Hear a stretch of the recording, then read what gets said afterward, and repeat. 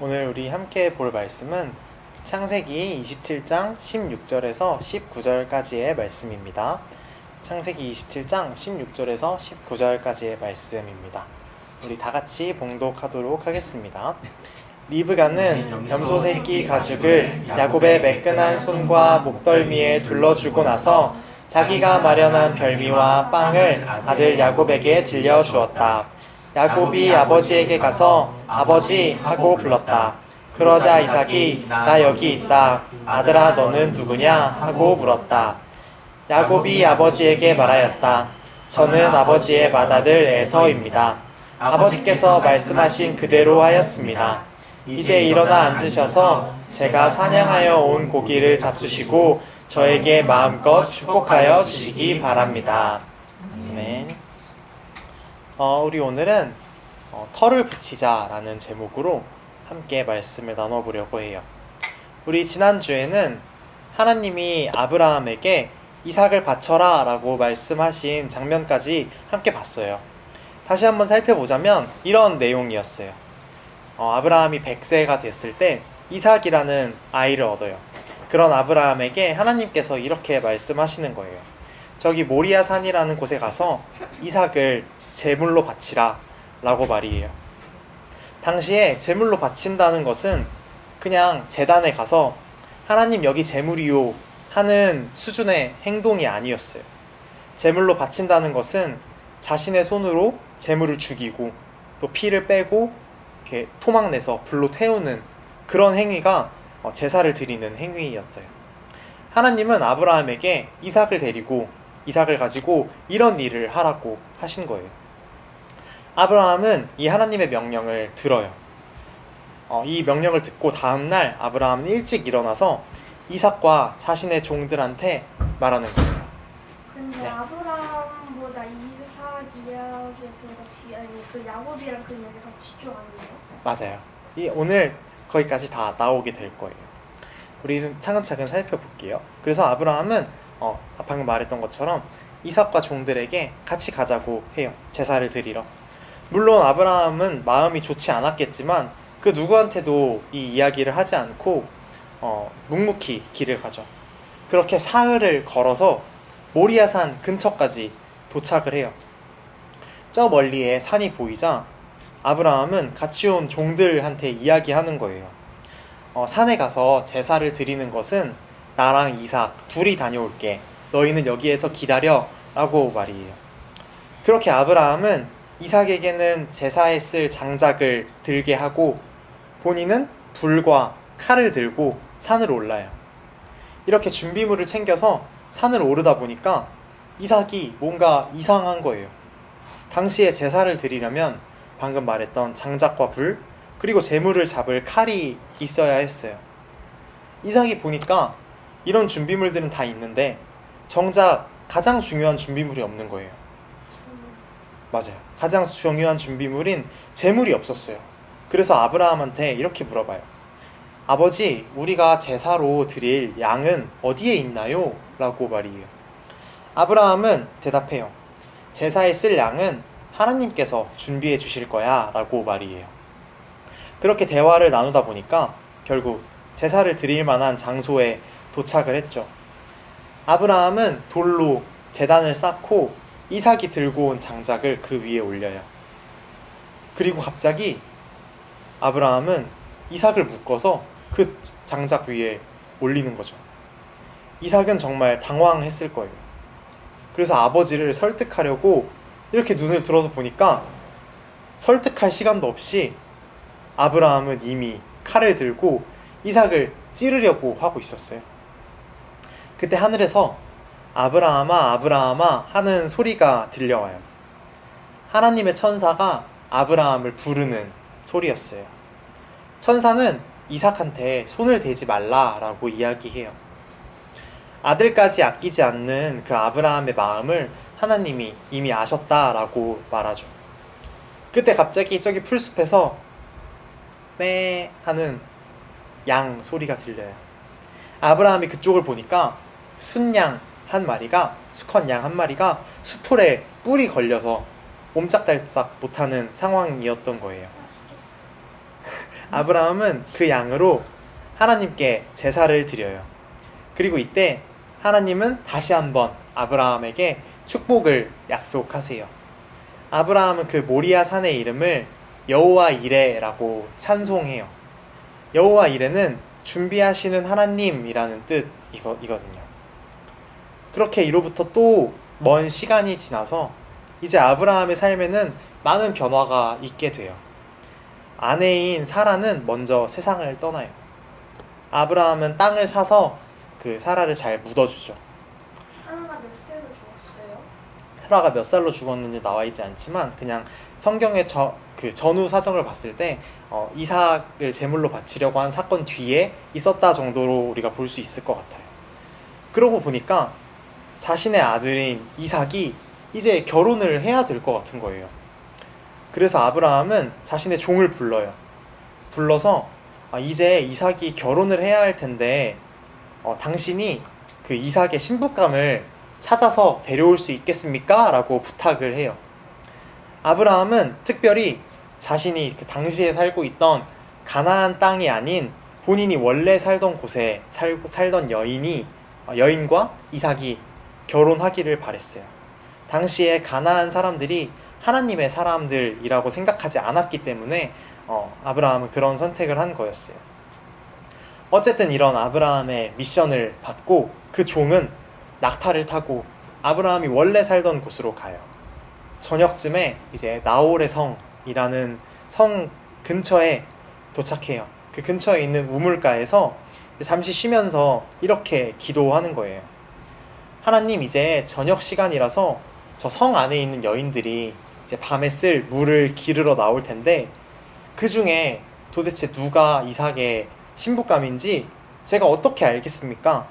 그러니까 이렇게 알려주세요 라고 기도한 거예요. 제가 물을 한 모금 달라고 할 때 여인 중 한 명이 제가 낙타들에게도 물을 주겠습니다 라고 대답하는 그 사람이 이삭의 신부감, 이삭의 아내라고 제가 생각하겠습니다, 제가 여기겠습니다 라고 기도를 한 거예요. 그런데 이렇게 그 종이 기도를 다 끝내기도 전에 멀리에서 리브가라는 여자가 그 물동이를 들고 나타나요. 그 종은 달려가서 이렇게 물어봐요. 그 물동이에 든 물을 제가 좀 마실 수 있겠습니까? 그 물을 저에게 좀 주시겠습니까? 라고 물어본 거죠. 리브가는 종에게 물을 주어요. 주면서 리브가는 이렇게 말하는 거예요. 제가 물을 더 길러와서 당신이 타고 온 그 낙타들에게도 물을 주겠습니다 라고 말한 거예요. 그 종이 기도했던, 제가 그런 사람이 이삭의 신부감인 줄 알겠습니다 라고 기도했던 그대로 된 거예요. 그래서 종은 리브가에게 자신이 가지고 왔던 그 예물들, 금 코걸이, 금 팔찌 등을 주면서 그럼 제가 리브가의 집에서 하룻밤 머물고 갈 수 있겠냐라고 물어봐요. 그래야지 리브가의 부모님과 가족들한테 이 결혼에 대한 이야기를 할 수 있으니까요. 그리고 리브가는 허락해요. 그렇게 아브라함의 종은 하룻밤 그 리브가의 집에 머물게 되죠. 가서 리브가의 가족들한테 지금까지 있었던 일을 다 설명해요. 그리고 이 종이 아브라함이 원래 살던 곳에 온 거잖아요. 그러다 보니까 리브가의 가족들도 아브라함과 먼 친척이고 이미 알고 있는 관계였어요. 그렇게 그 종은 리브가의 가족들을 잘 설득해서 이삭의 신부감으로 리브가를 데리고 다시 아브라함에게 돌아가게 된 거죠. 그렇게 이 종이 리브가를 데리고 이삭에게 돌아가는 날, 이삭은 들판에 나와서 저녁 산책을 하고 있었어요. 그렇게 산책을 하고 있는데 저 멀리에서 낙타들이 오고 있는 거예요. 이삭이 보니까 저 낙타에 타고 있는 아저씨는 아버지인 아브라함의 집에서 일하는 아저씨인데 같이 오는 여성분은 이삭이 처음 보는 거예요. 그래서 종은 이삭에게 지금까지 있었던 일을 다 말해주고 결국 이삭과 리브가는 결혼을 하게 되죠. 둘은 그렇게 살다가 아기가 생겨요. 그런데 그냥 아이가 아니라 쌍둥이를 갖게 된 거예요. 그런데 이 쌍둥이들은 리브가의 뱃속에서부터 싸웠다라고 성경은 이야기하고 있어요. 그래서 리브가가 했나 보네. 뱃속에서부터 싸우는 거잖아요. 그쵸, 그랬나 봐요. 그래서 리브가가 너무 괴로운 거예요. 자신의 뱃속에서 두 아이가 싸우니까 너무 괴로워서 하나님한테 하소연을 한 거죠. 너무 힘들어요 하고 말이에요. 그런데 하나님은 이 힘들다는 리브가의 말에 조금 다른 말씀을 하세요. 리브가가 두 민족을 임신했다. 그러니까 이 두 쌍둥이를 통해서 두 민족이 생길 것이다 라고 이야기를 해주시죠. 그런데 그 두 백성이 생길 건데 두 백성 중에 한 백성이 다른 백성보다 강할 것이다. 그리고 형이 동생을 섬기게 될 것이다 라고 이야기하세요. 이렇게 복선, 요즘 말로는 이 떡밥을 하나님이 미리 뿌리신 것이죠. 맞아요. 어쨌든 그렇게 시간이 지나서 리브가가 이제 출산할 때가 되었어요. 아이를 낳았는데 먼저 나온 아이는 피부가 붉고 온몸이 털투성이였대요. 이렇게 오늘 순사님 얼굴처럼 이렇게 붉은 아이가 나온 거예요. 근데 원래 아이는 태어날 때 머리칼도 없지 않아요? 사람마다 다른 것 같아요. 또 머리가 풍성한 아이들도 있더라고요.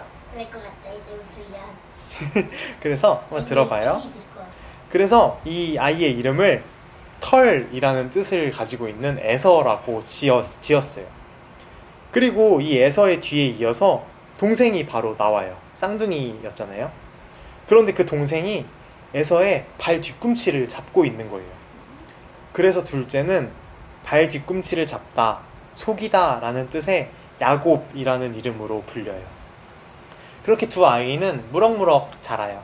무럭무럭 자라서 에서는 사냥꾼이 되어서 들에서 하루를 보내고 야곱은 차분한 성격이라서 집에서 주로 하루를 보냈대요. 아버지인 이삭은 이 둘 중에 누구를 더 좋아했을까요? 왠지 야구? 먹을 거 갖고 오니까 해서? 먹을 것 같으니까 에서? 이삭은 에서를 더 좋아했어요. 그리고 그 이유는 은우가 말했던 대로 이삭은 에서가 잡아오는 고기를 좋아했다라고 성경은 말하고 있어요. 세종대왕님도 고기 엄청나게 좋아했다는데. 그러셨대요? 그래도 어쨌든 이삭은 에서를 더 좋아했지만 세상은 공평한지 엄마인 리브가는 야곱을 더 좋아했어요. 하루는 야곱이 집에서 죽을 끓이고 있었어요. 그런데 에서가 사냥을 막 마치고 집에 들어와서 야곱한테 말하는 거예요. 야곱아, 나 너무 배고파. 그러니까 너가 지금 끓이고 있는 그 붉은 죽을 나에게 좀 줘. 나 지금 배가 고파 죽겠어 라고 말이에요. 그런데 야곱은 호락호락한 사람이 아니었어요. 그럼 형이 가진 맏아들의 권리, 그 장자의 권리를 나에게 줘. 그럼 죽을 줄게 라고 협상을 시도한 거죠. 에서는 지금 내가 배고파 죽겠는데 그 맏아들의 권리가 뭐가 중요해? 그거 그냥 너 가져 라고 이야기해요. 야곱은 이제 대답을 받았으니 그냥 줄 법도 한데 이렇게 말해요. 지금 그렇게 말로만 할 것이 아니라 나한테 맹세해 라고 계약서를 내민 거죠. 세계 최초의 계약서. 이때는 언약이긴 했지만 이렇게 계약, 맹세를 하게 된 거예요. 에서는 맏아들의 권리를 가볍게 여겼기 때문에 야곱에게 그 맹세를 하고 팥죽을 받아서 가죠. 잠깐 붉은 죽이고 아까는 죽이고 네. 붉은 죽이에서 팥죽을 넣겠어요? 성경에는 두 가지 표현이 다 나오는데 팥죽도 붉기 때문에 아마 그렇게 표현하지 않았을까 싶어요. 이렇게 그 맏아들의 권리는 이런 사건들을 통해서 에서에게서 야곱으로 넘어가게 돼요. 이렇게 에서가 이 장자권을 팔아넘긴 일이 있고 난 뒤로 또 한참이 지나서 이제 아버지인 이삭도 늙어서 죽을 상황이 된 거예요. 그래서 이삭은 눈도 잘 안 보이고 그랬어요. 그런 상황에서 이삭이 에서를 부르죠. 불러서 이렇게 이야기하는 거예요. 아들아, 이제 내가 언제 죽을지 모르겠다. 그러니까 너는 사냥해서 얻어온 고기로 내가 좋아하는 별미를 만들어서 갖다 주렴. 그럼 내가 너한테 죽기 전에 마음껏 축복해 줄게 라고 말한 거예요. 이삭은 에서를 더 좋아했잖아요. 그런데 이 이야기를 누가 들어요? 야구. 야곱의 어머니인 리브가가 이 이야기를 들어버린 거예요. 리브가는 깜짝 놀라서 야곱한테 가요. 가서 야곱에게 이런 이야기를 하는 거예요. 야곱아, 야곱아, 너의 아버지가 형한테 하는 말을 들었는데 형이 아버지에게 그 별미를 가져다 주면 아버지가 형에게 축복을 해주겠다지 뭐니. 그러니까 너는 지금부터 내가 시키는 대로만 해 라고 하면서 이런 심부름을 시킨 거예요. 어떤 심부름이었냐면 집에 키우는 염소들한테 가서 그 어린 염소 2마리만 데리고 와 라고 심부름을 시킨 거죠. 그러면 리브가 본인이 그 염소들로 별미를 만들어 줄 테니까 야곱이 그걸 가지고 이삭한테 가라고 말한 거예요. 이삭은 눈이 잘 보이지 않으니까 그냥 에서인 척 속이라고 이제 권유를 한 거죠. 이름이랑 똑같네. 맞아요. 그런데 야곱은 어머니인 리브가한테 이렇게 말해요. 형은 털이 엄청 많은 사람이고 난 이렇게 매끈한 사람인데 아버지가 그 음식을 건네봤다가 혹시 손이라도 만져보게 된다면 바로 들킬 거예요. 들키면 아마 축복은커녕 저주만 받게 될걸요? 라고 말한 거예요. 되게 합리적인 의심이고 걱정인 것 같아요. 그런데 리브가는 이렇게 말해요. 혹시 저주를 받아도 내가 받을 테니까 너는 그냥 내가 시킨 그 심부름이나 해. 빨리 염소를 데려와. 에서가 사냥을 언제 마치고 돌아올지 몰라 라고 말한 거예요. 야곱은 그래서 어머니인 리브가가 시키는 대로 해요. 그렇게 했더니 리브가는 빨리 염소로 그 별미를 만들고 에서의 옷을 야곱한테 입혀요. 둘의 옷 스타일이 달랐을 수도 있으니까 말이에요. 그리고는 야곱이 그 걱정했던 바를 덜어주기 위해서 요리하고 남은 그 염소의 가죽을 야곱의 손과 그 목덜미에 둘러주죠. 아마 에서는 염소만큼 털이 많았나 봐요. 그렇게 야곱은 털을 두르고 엄마가 준비해준 별미를 들고 아버지에게 가요. 에서가 사냥을 잘했던 게 털이 많으니까 양인 척 가다가 갑자기 총을 건드르르. 그랬을 수도 있어요. 총은 없었겠지만. 그래서 이렇게 가서 아버지 저 에서예요. 일어나서 제가 사냥해온 고기를 드시고 제게 축복해주세요 라고 말한 거예요. 이 그림을 보면 야곱의 그림인데 목이랑 손에 이제 털을 두르고 있죠. 소리가 달랐을 텐데.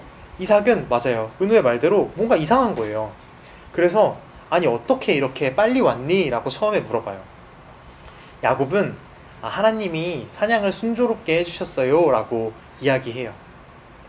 이삭은 그러고도 이상했는지 이리 와보라 라고 이야기해요. 정말 에서가 맞는지 내가 만져보고 확인하겠다고 말이에요. 이삭이 야곱을 만져보고는 은우가 말했던 대로 분명 목소리는 야곱의 목소리인데 손에 털이 많은 것을 보니 에서의 손이 맞는 것 같구나 라고 이렇게 혼잣말을 하죠. 그리고 결정적으로 야곱이 입고 있던 그 에서의 옷에서 에서의 냄새가 나는 것을 보고 이삭은 지금 내 앞에 있는 사람이 에서가 맞구나 라고 확신을 해요. 그렇게 이삭은 야곱이 가지고 온 별미를 다 먹고 야곱한테 축복해주죠. 그렇게 야곱이 이삭의 축복을 받고 이삭의 방에서 나왔는데 그때 마침 에서가 도착해요.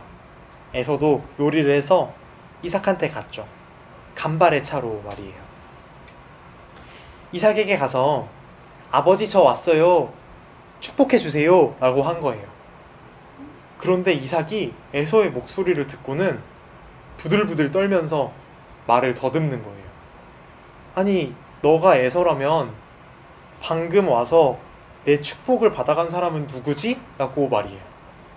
되게 두려웠겠죠. 그리고 금세 이제 알아챈 거죠. 야곱이구나. 야곱이 에서의 복을 가로채 갔구나 라고 생각해요. 이름 좀 잘 지으셨네요, 이삭. 그러나 이미 늦었죠. 이제 축복을 해주기엔 늦었어요. 에서는 애원해요. 아버지 제발 저도 축복해주세요 라고 말이에요. 그러나 이삭은 이미 모든 축복을 야곱에게 다 해버려서 더 이상 남아있는 힘과 남아있는 축복이 없었어요. 에서는 은우가 말했던 대로 야곱이 왜 야곱이라는 이름을 가졌는지 알겠다라고 말하면서 맏아들의 권리를 가져간 것에 이어서 이번에는 내가 받을 복까지, 내가 받아야 할 축복까지 가져갔구나 라고 생각해요. 그러면서 에서는 기필코 내가 야곱을 죽이겠다 라고 생각을 해요. 그리고 이 에서가 야곱을 죽이겠다라고 생각하고 말했던 이 이야기는 다시 한번 리브가의 귀에 들어온 거죠. 이제 리브가는 어떤 결정을 하게 될까요?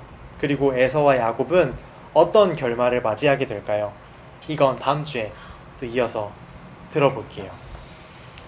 오늘 우리는 에서와 야곱에 대한 이야기를 들었어요.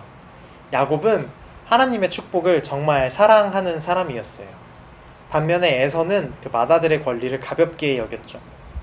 그렇다고 하여도 그럼에도 분명 야곱의 행동은 잘못된 거예요. 그건 분명할 것이죠.